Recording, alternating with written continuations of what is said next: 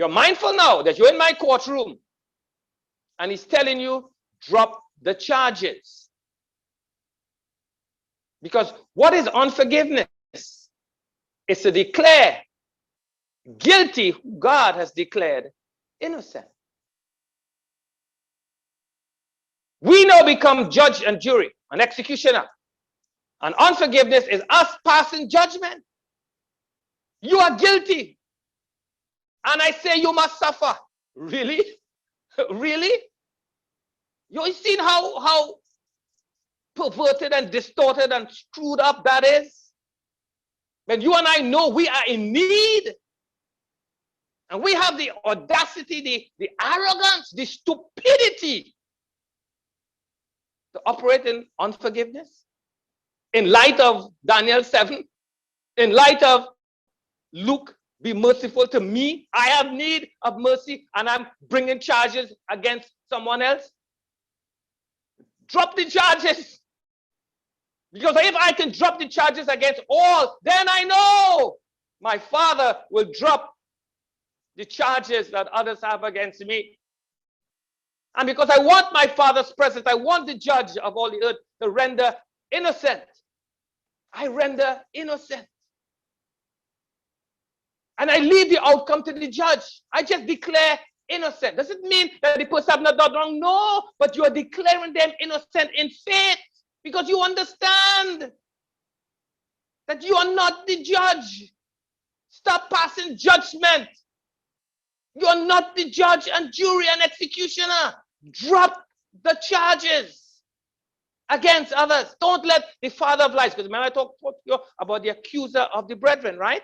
So we want to look at a situation. Go with me to Matthew chapter 12. No, not 12, Matthew chapter 5. Because again, in this courtroom, when we come in there, we begin to think a certain way.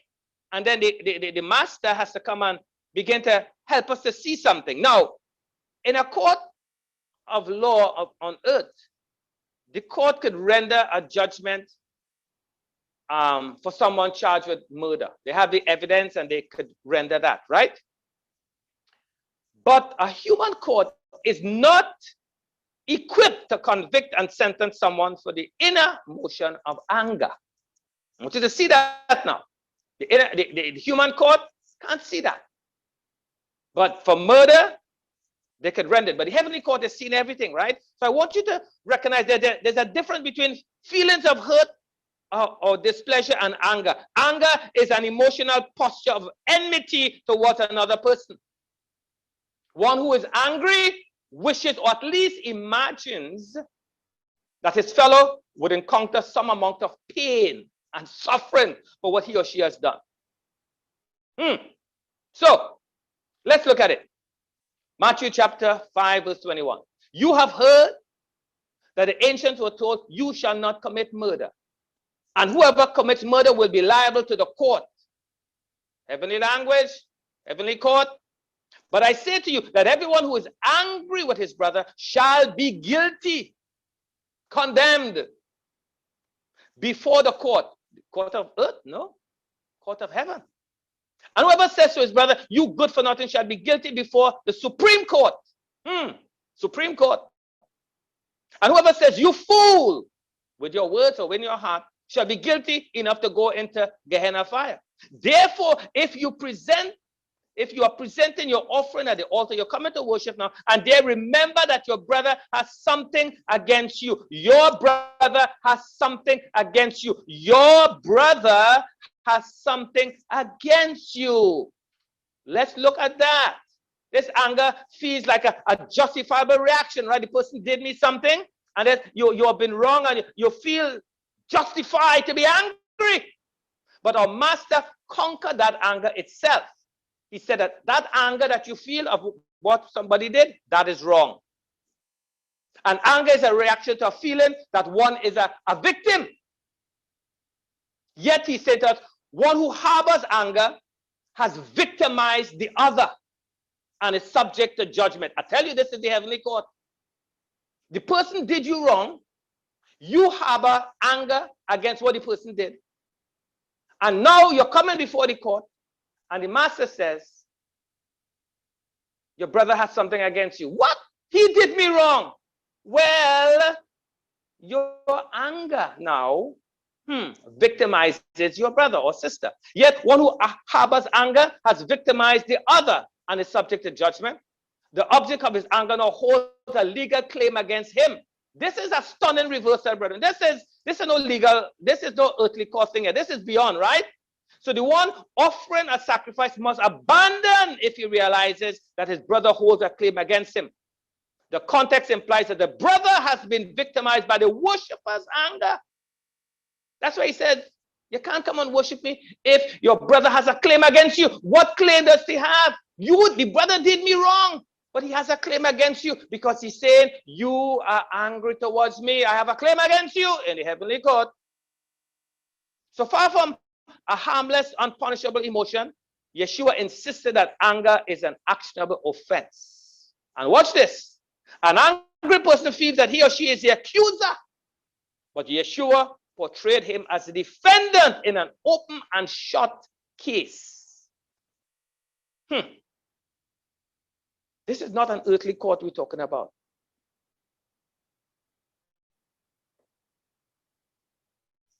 So is he going to render you innocent or guilty? The court of heaven. And God is helping us to begin to recognize what's happening here, right? So the question to you and I, we could be corrupt with the permission of the Torah. What do I mean by that? Because we see that the Torah says, don't commit murder. And we say, okay, I haven't shed blood for anybody, but in your heart, you harbor anger against what the person did or didn't do, say or didn't say. And God says, you are guilty. You say, what? There's no condemnation. God says, you're missing the point. You're trying to be corrupt with using the Torah as a legal loophole. You're guilty. So may God help us to begin to see what's happening here, right, brethren? We continue with this because let's bring it out some more. Because you see, I'm asking, are we being tormented by unforgiveness? Now, what is unforgiveness? Us rendering a guilty verdict towards those who God says is innocent. Remember, he is in Messiah, not pointing the sins of others to themselves. In other words, he's declaring people innocent, innocent, innocent, innocent, and you and I are going around saying guilty, guilty, guilty, guilty. Let me show us that text. Go with me to 2 Corinthians, because I don't think we see this as readily, but I want you to look at it. 2 Corinthians chapter 5, verse 19. Namely, that Elohim was in the Messiah, reconciling the world to himself, not counting their trespasses against them. Not counting their trespasses against them. In other words, innocent. Innocent. And he's committed to us the word of reconciliation, to go and declare them innocent. Innocent. So when we harbor unforgiveness, what are we saying? We are working counter purposes. He's declaring them innocent, we declare them guilty. Question to us, are we, Hasatan, may his name be blotted out, are we his accomplice? Because remember, the accuser of the brethren is there. And evil words, brethren, open the door. Evil, listen to this, evil words open the door for Hasatan, may his name be blotted out, to prosecute. Remember, he's the accuser of the brethren. And you think he's just standing there in heaven accusing? No, he accuses us when we deliver the caseload as it were to him. He's the accuser of the brethren because we are his accomplice. I think, go with me to 2 Timothy. The book of 2 Timothy. Abba has been opening my heart and mind as I look at the 2 Timothy chapter 2. Verse 16. 2 Timothy chapter 2, verse 16. But avoid worldly and empty chatter. I wonder why. For it will lead to further ungodliness. You think it's just chattering? We're just chatting on social media. We're just chatting. Yeah? Court is in session. The accuser of the brethren. Our words are the ammunition that the prosecuting attorney used to condemn us and condemn our brethren. But we just chatting. I just say what come out of my mind. We don't understand what's happening in the heavens. He said, and their talk will spread like gangrene. That's not complimentary, right? Among them are Hymenaeus and Philetus. Are our names in there? Men who have gone astray from the truth, no longer testifying to the truth, saying, no, testifying that the resurrection has already taken place, and they upset the faith of some.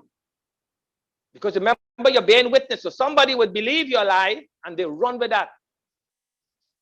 Are we being Satan's accomplice, brethren?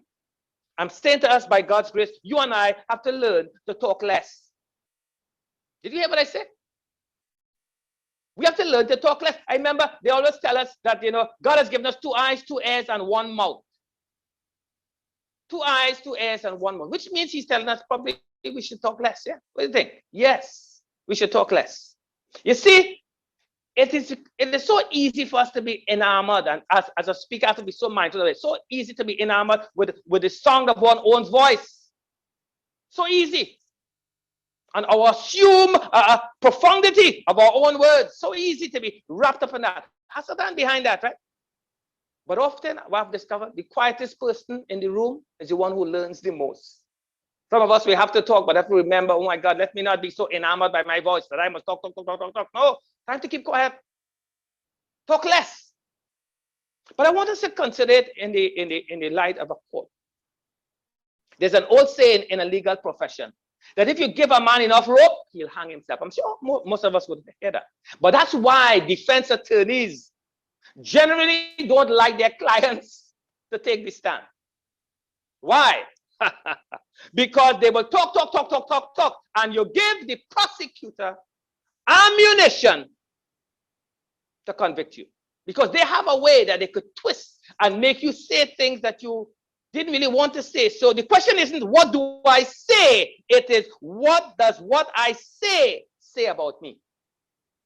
Not what I say. Listen to this. What does what I say about me? I tell you, brethren, gangrene in the mouth. Talking too much. Giving ammunition to the prosecuting attorney. And the defense attorney is saying, oy vey. I gave him 1 mouth. I gave her 1 mouth. Why are they talking so much? Don't they understand that by your words, you are justified? And by your words, you are condemned. Where? Not only in the earthly court, but in the heavenly court. Because you have the advocate and the prosecuting attorney. And you are bearing witness. Would you bear witness to the advocate's counsel or be the accomplice of the prosecuting attorney, the accuser of the brethren? Go with me to Isaiah chapter 29. Isaiah chapter 29. There's a little text there. Isaiah 29. God help us. Isaiah 29.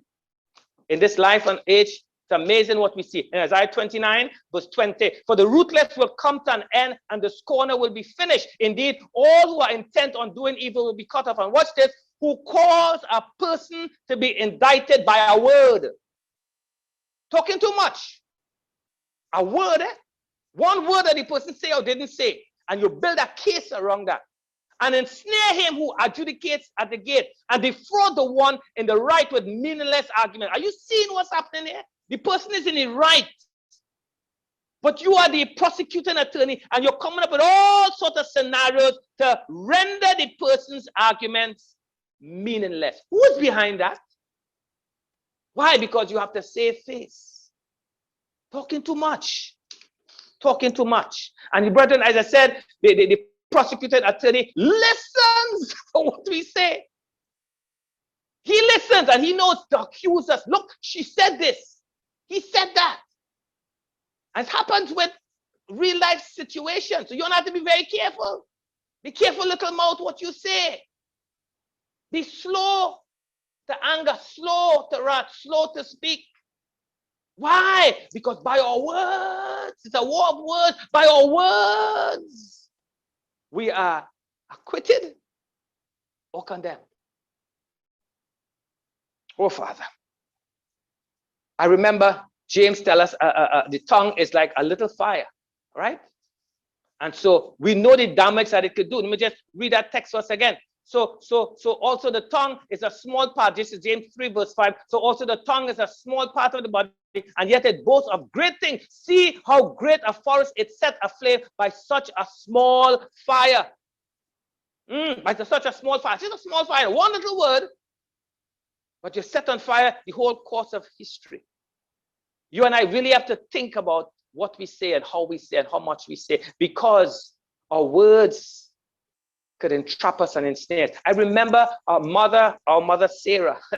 I remember in Genesis chapter 18, there was an account there, and I said, Lord, you know, this is amazing how you show us these things, right? You know the account in Genesis chapter 18 when the visitors would have come to Abraham, our father. And of course, in verse 11, Genesis 18, it says, so Abraham and Sarah were old. That's a fact. Advanced in age. Sarah was past childbearing. Sarah laughed to herself. But remember, you're in the presence of the judge of all. So laughing to yourself doesn't mean that you're not bearing witness. No, you're before the judge of all, and he already knows what you have done or not done. Let the words of my mouth and the meditation of my heart be acceptable. So she laughed to herself. After I have become old, and you want to say that about you, that's okay, which is not too really okay. But shall I have pleasure, my Lord being old also? Watch this now. You're talking about yourself, that might be bad enough. But now when you go to talk about your husband, my Lord being old also. And the Lord said to Abraham, why did Sarah laugh? Say it. I find it interesting that Sarah laughed, and God is telling me, why did my wife laugh? Husbands, there may be something in there that God is wanting us to see. All right? All right. I say, oh, that's she. No, the wife that you give me, no, you. Why did Sarah, what did you do to cause Sarah to laugh? What testimony were you to Sarah that she would laugh, even publicly and privately? What kind of spouse are you to cause your wife to laugh? Indeed, why Sarah laughed, said, shall I indeed bear a child when I am old? Is anything too difficult for the Lord? Now, I want you to note, she said, while I am old. Notice how God did not say, she said, that Abraham was old. I want you to see, he's a peacemaker between husband and wife. So he doesn't tell Abraham, Sarah said you were old. We and I have to be imitators of Elohim. All right? And then Sarah denied it. That's what we do. We deny it. However, saying, I did not laugh. For she was afraid, and she said, no. He said, no, but you did laugh. I love how God calls us out. He strips us away. We try to hide behind these fig leaf excuses. No, I didn't mean that. No, you did laugh.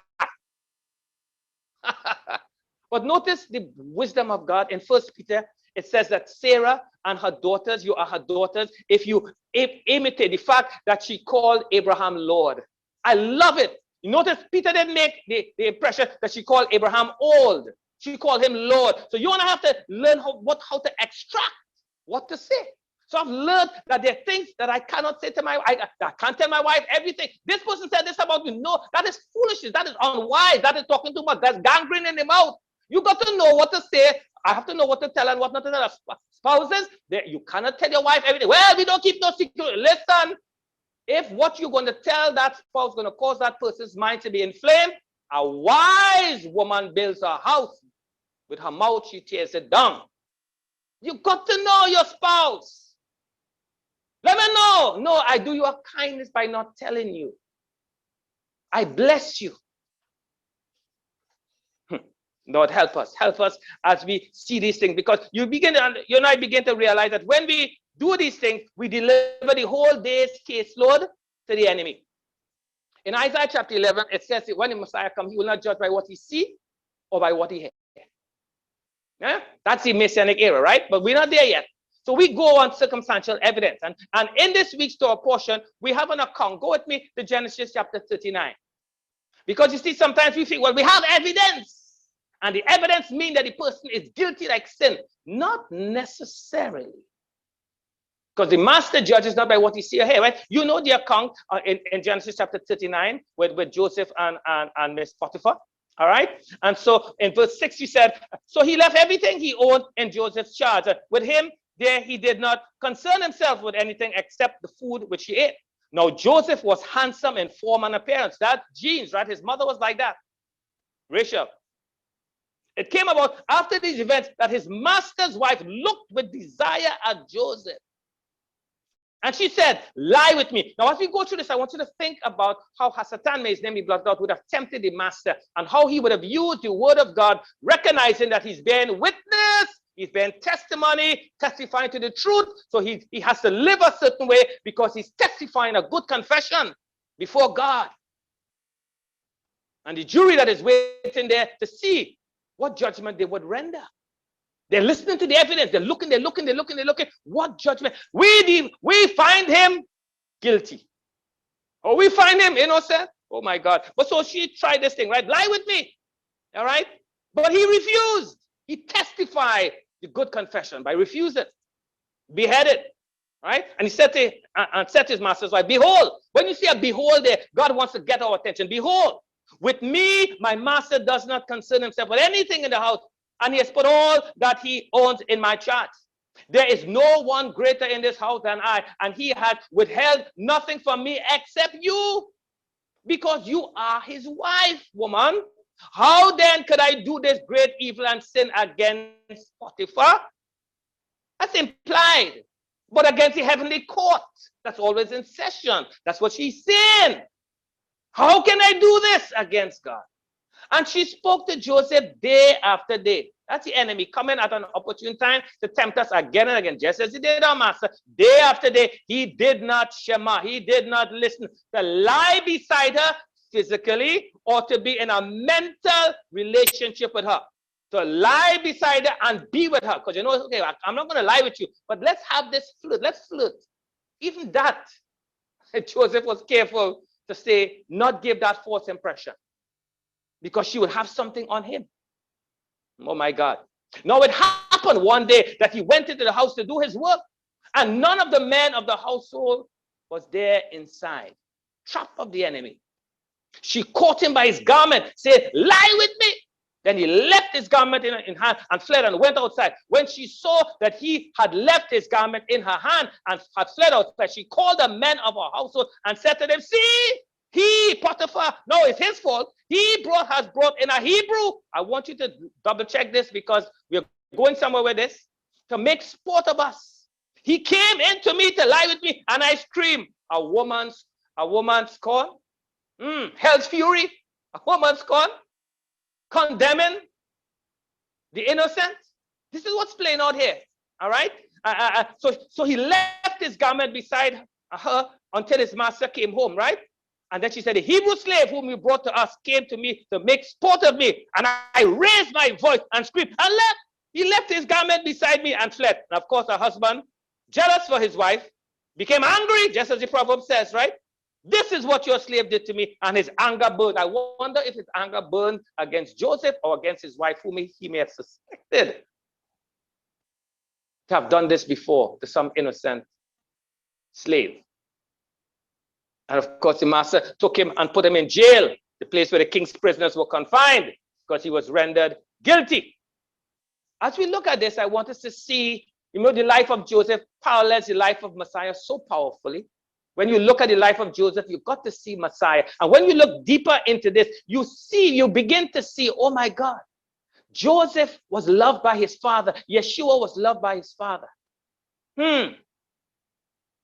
Joseph was sent into the world to find his brothers where they were pasturing their flock. Yeshua was sent, and Joseph didn't find his brothers where they should have been. When Yeshua came, his brothers were not where they should have been. They were at Dothan, law. They were under legalism, and he's trying to find them.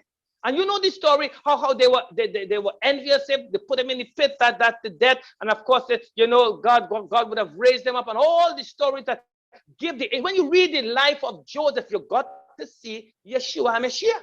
So what could this situation be? Here's this Gentile woman trying to force this Jewish man to lie with her. What might that be telling us in terms of how you and I now have to deal with supersessionism and replacement theology? Here is this Gentile church who's trying to claim Yeshua. And he's saying no, because he knows that later on the Father will give him Asinat. Not Miss Potiphar, Asinat, a Gentile woman, given. And Asinat wouldn't try to control him. Oh my God. And so it is speaking to something here. as believers, we need to see we are both witnesses and debtors to Israel. So we are called now to bear witness. This is Joseph bearing witness to Potiphar's wife, right? This is Yeshua the Jew bearing witness to a congregation who's learning to not force their way upon the master and claim him. So when it comes to the Jewish people, brethren, as believers, you have to be mindful that you are speaking to a group of people who's unlike other people. You remember that the Torah was given to them, the promises were given to them. And so we have to be very careful with who we witness. This Israel, they know the God of Abraham, Isaac, and Jacob. They're not like the other nations. So you've got to be careful in how we witnessing to the Jewish people. Come and lie with me. Give in to me. Give up your Jewishness. Lie with me. I will promote you. You see the evil behind what's happening. I want you to look at another level and see what's happening here. All right? Because as Christians, when you have an opportunity to interact with the Jewish people, we can't come in that frame of mind where we're trying to lord it over them. You got to be respectful. You got to understand that course of action doesn't work, Miss Potiphar, Miss Gentile believer today. No. You're dealing with a Hebrew, a Jewish man. Don't try to bring him into Egyptian culture. Don't try to Gentilize him. You understand what I'm saying? We're speaking on various levels here. And we want to begin to see that when we have to witness, we are bearing witness to the truth. Yeshua the Messiah, loved by the Father. And so we have to have that authentic love. It's not a I-it situation in dealing with the Jewish people. It is I-you. It is relationship. You have to love them. You have to care for them. You have to be concerned. You're bearing witness to the truth. So you've got to tell him Joseph is Hebrew enough. Otherwise, if you come to say, yeah, he's Egyptian, look, he's wearing Egyptian garb. Look, he's speaking Egyptian language. No, he's Hebrew. He's Hebrew. He's Hebrew. I bear witness to the King of the Jews. He was sentenced to death, King of the Jews. You got to bear witness to that. All right? And so we need to be, I'm saying that you need to be mindful as Gentiles to be careful in how we witness to the Jewish people. It's unlike any other nation. You can't come like if you are now putting it down their throats. No, you can't do that. A true and faithful witness in humility, in kindness, and you're presenting the truth. And you're leaving God to open hearts and minds. You have no ulterior motive. You love the Jewish people. You are thankful. The very fact that you can even come to talk to them is because of them in the first place. The theological tail of the New Testament has to stop wagging the dog. The branches must stop swaying the root. The root supports you, not the other way around. Stop trying to seize. Lie with me. God help us as we get into this. So as I close, I wanted us to see as witnesses, you and I are called to witness of all that we have heard and seen, right? Think about Stephen. I think about him and I say, oh Lord, my God, how this man stood before this tribunal, this court, and read Acts 7. His face was like an angel, and look at the clarity. Look at how he knew his scripture. You stand before God and you have to think. He said, God will give you what to say, how to say it, and what to say. Because not you speak, the Father speaks in you because you're testifying, you're bearing witness. But he would have studied, hide the word in his heart and mind. So he was able to trace the Jewish people all the way up to the point of Yeshua. And he died because of the witness that he bore. Yeshua died also because of the witness. Because you know the word witness is linked to martyr. That's why it says in Revelation, Antipas, my witness, who you put to death. A witness is a martyr. You shall be my witness. You think it involves going and sharing or track? That might just be the start of it. You witness to the God of Abraham, Isaac, and Jacob that he is God and beside him there is no other. And come what death, I will still declare that he's the one true living God. For me, there is one God, there is one master, and I will give my life beheaded to bear witness testimony to him, because the court is in session, and I recognize that I want to make my defense attorney proud of me, because he's standing to represent me. And like Stephen, if I fall to the ground and I die because I'm being stoned because of this witness, I reach in the heavenly court, still prostrate before my defense attorney, saying, I am here because I lost my life, because you give up your life for me. I will bear true witness. I will not take a bribe. I will not compromise. I will not give in. I will be a true and faithful witness unto death. That's what you and I are called to do. My Father, help us as we continue on, right? So we don't enter in any plea here, right? We are saying, listen, there are times to answer not a word, and there are times to speak.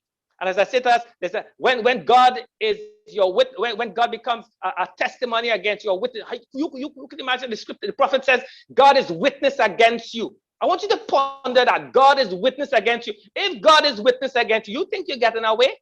You think you could put up some excuses? God is witness against God of truth who sees all things. You think you could justify and defend yourself when God is witness against you? That Paul said, listen, God is my witness. You have to be careful when you say that. When God is your witness, it means he's seeing not as man sees enough. God is my witness, I didn't do it. Yes, you did it. What do you mean? Because if God is your witness, he's going to tell you what you did in your heart. What the human court can't see, he will tell you. If I'm your witness, you did it. Yes, I bless, but in your heart you curse. You are still guilty. Father, help us. So, a defendant who represents himself in court has a fool for an attorney. And that's what we do when we try to justify ourselves. God says you are guilty. No, I'm not guilty. You're falling short, and they say, no, and you're justifying. You have a fool for an attorney. You're representing yourself, because if you put your faith in the Messiah who justifies, there's a time to answer not a word. You don't have to keep defending yourself. There is a defense attorney. Adonai is my defense, not you. There are times when let them think what they think, even if it means that you die. So what? Be a true and faithful witness, especially if it tells you, answer not a word. Answer not a word. And don't try to find people to help you now boast up your argument. He alone could take care of you. So, as I close, Peter said, we were eyewitnesses of his majesty. They saw him transfigured and glorified. Peter, James, and John, remember? He said, we are eyewitnesses of his majesty. But you know what? You and I, up to this point, are not eyewitnesses, but we're witnesses nevertheless. Did you get that?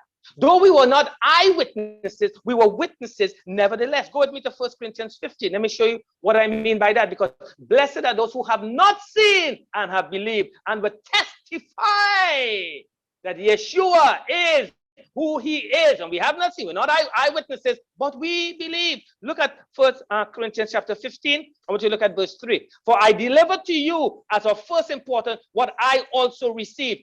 Paul, I want you to see, Paul was not among the 12. He did not see Yeshua in the flesh. But he said, I received a convicting testimony. And that's what you and I have been. We are not eyewitnesses, but we have solid testimony from those who saw, and we are believing what they saw. Paul said, look at my example. I'm like that. You and I are so far removed, but the same thing we're doing. You and I are not eyewitnesses, but something has been delivered to us. And what Yeshua did, he lived, he died, he resurrected, he ascended, he has transformed my life. I am his witness. You are my witnesses. Look at my life that has been changed. I have seen him, I've heard him. Look at my life, a testimony. I have been changed. I'm bearing witness. The Holy Spirit in me is bearing witness. A faithful witness is in me. I am bearing witness. I have not seen him, but I heard by faith. I saw by faith. And now look at my life. Look at the evidence. You want evidence? You want evidence? I was blind, but now I see. I was lost, but now I'm found. I used to cuss, but now I am so gentle and patient with people. I don't even want to raise my voice to them. And not quarrelsome. Oh my God. You've seen the change. I am the evidence. Yeshua in me, that is. True and faithful witness that God can change and transform our lives. Oh, Father, help us. Help us, Father. So as I said, as I close, the court is in session. And we are called to be his witness, the true and faithful witness. I love how it said about Daniel. It says that they say concerning Daniel, listen, this man is so impeccable. We're not going to find anything against him, but concerns the Torah of God. And I ask us, are we guilty of arriving to our jobs on time? Are we guilty of fasting once a week and giving when we get money? Are we guilty? Can the court of heaven sentence us guilty? You have been doing this, you are guilty. Can we be guilty? Or would the court have to say, innocent enough? Innocent of those charges. I want to be guilty of doing good. Because the enemy is bearing witness and the Messiah is bearing witness. Would Satan bear witness? Yes. She doesn't pray. She doesn't give. She always loses her mind. He's bearing witness. But the Messiah said, I forgive her. Now she's bearing witness of a changed life. As we close tomorrow, we begin Hanukkah. And we are called, brethren, to bear witness to the light. We are called to testify. That's what Hanukkah is. Every night we are lighting more. We have all the tradition, but don't let the message escape us. We are called to bear witness to the light. Our lives must be changed. What good does it do to eat all these greasy food and light all these candles, and then we're operating in darkness, bearing no witness, giving no testimony? We don't even have time to celebrate Hanukkah. We don't even know it's Hanukkah. What witness is that? You're witnessing to the father of lies. You're not testifying to the truth, you're testifying to error. Among your family, among your colleagues, you even know it's Hanukkah. What witness? A false witness, a malicious witness. But may it be, brethren, that we change. And may it be that we see that we are called to testify a good confession. So may Father really help us. Because as I said, the court is in session. We are on trial. Books are open. Myriads are waiting for judgment. May we hear in the wonderful voice, well done, good and faithful servant, not guilty. Enter into the joy of the advocate. Because in the court of heaven, Messiah is both judge and witness. All these things are happening all at once, right? We're just trying to understand these things. But I want us to go away as I close. Understand that you are a witness. And whether you realize it or not, you're giving testimony. Your word, your deed, your action, somebody is looking. Principalities and powers and rulers of darkness are looking. Abraham, Isaac, and Jacob, the cloud of witnesses, they are looking. They say, listen, we bore witness in our time. You can do this. And wherein the human court will misjudge and render you innocent, not so with the heavenly court. So we don't want to be so good down here. And then we stand before the court thinking we're okay. Only to hear, depart from me, I never knew you.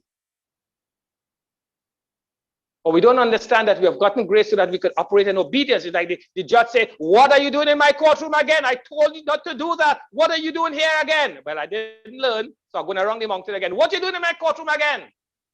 You should have learned. That's what's happening with us, brethren. But please, let's silence the enemy. Silence the accuser. Don't speak to give him ammunition. Know what to speak, how to speak. Know that you're bearing witness. And it's a battle of words. So be careful, little mouth, how much you say and what you say. Don't have gangrene in the mouth. Idle chatter, foolish talk. Don't miss the mark. See what God is saying. Like David, he said, this person is guilty when Nathan came to him. He's sure, ironclad case. This person is guilty. And then Nathan said, you are the man.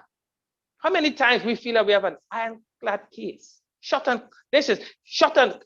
case. This is it. We know this is it. This is it. This is it. And then the master of all comes and exposes our folly and foolishness. Brethren, the judge of all sees all and knows all. And he gives his servants words of wisdom, words of knowledge to say, yes, you did laugh. May we be mindful that the court is in session. May we conduct ourselves with the court closed. And may we recognize, to the praise of the Father's glory, that the true and faithful witness who left an example for us is right in us to encourage us to be his witness, even unto death. We are beheaded because we bear witness, testimony to Yeshua. That's okay. That's eternal perspective.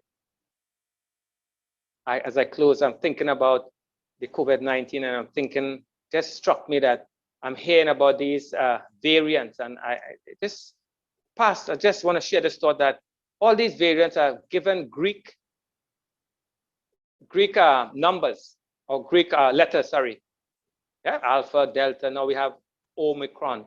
And it just occurred to me, this is like God is speaking to us a message in this COVID-19. Oh, that the sons of Zion would arise against the sons of Greece.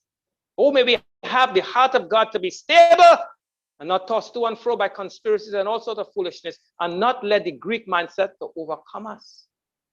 As a Hebrew, we bear witness to the God of Abraham, Isaac, and Jacob, not to Zeus.